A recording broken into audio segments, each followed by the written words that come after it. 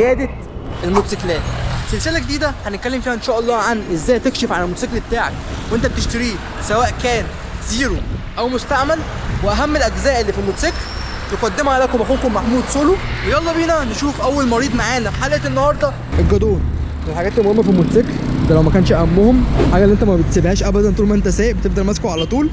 هنتكلم ان شاء الله النهارده عن الجدون وازاي تكشف عليه وكل التفاصيل اللي محتاج تعرفها عن الجدون في اثناء عمليه الكشف ان شاء الله. الحلقه اللي فاتت سالنا الفرق بين الجدون دوت اللي هو المتعدل والجدون الستوك.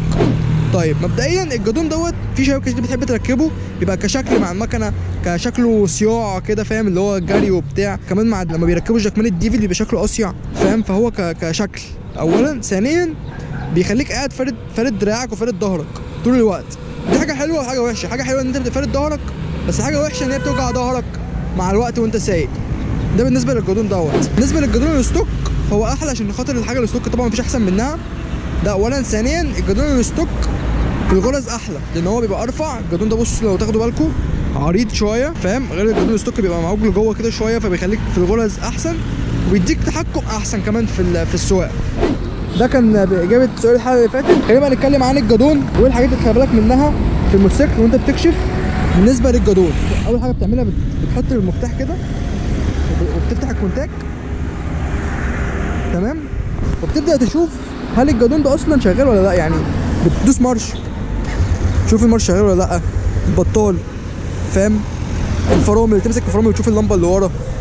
الرعاشات والرعاش دوت، تمام؟ الاشارات، شوف الاشارات دي شغاله ولا لا ورا. يعني تبدا تبص بصه سريعه كده عن الزراير اللي في الجدون شغاله ولا لا. ده اولا.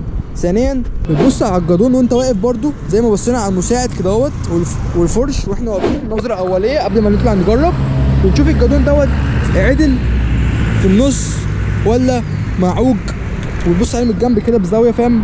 من الجنب تشوفه عدل ولا فيه عوجه، فاهم؟ الحاجات دي طبعا لما يبقى حد مختص بيكشفها احسن، تمام؟ غير الهاوي. بس بقول لكم يسيبكم انتوا الجدون لما يبقى لونه ازرق كده، فاهم؟ مع لون المكنه الازرق عامل شغل اوعى. بما ان احنا وصلنا للنقطه ديت واتكلمنا عن الالوان والشكل العام، فخلينا نتكلم عن الفبر، وده هيبقى موضوع الحلقه الجايه ان شاء الله. وسؤال الحلقه الجايه عن الفبر. الفبر من الحاجات الفاتحه للموتوسيكل واللي عن طريقه تقدر تعرف تاريخ الموتوسيكل ده كله. فيا ترى تفتكر ازاي تقدر تعرف تاريخ الموتوسيكل دوت؟ عن طريق الفبر. اللي عارف يكتب تحت في الكومنتات، واللي مش عارف يستنى الحلقه الجايه هنتكلم فيها ان شاء الله عن الفبر والشكل العام بتاع الموتوسيكل. وبس كده، ما تنساش يا صاحبي تعمل لي فولو عشان تشوف كل جديد، وما تنساش ان الرجوع المختص شيء لابد منه عشان تبقى ضامن ان انت بتحط فلوسك في البايك الصح. ودي كانت حلقه النهارده من عياده الموتوسيكلات.